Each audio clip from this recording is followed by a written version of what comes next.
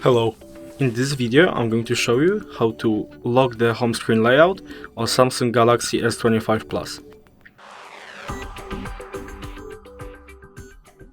So the first step of the operation would be entering the settings, and when you get to the settings, scroll down a little bit until you see the home screen section,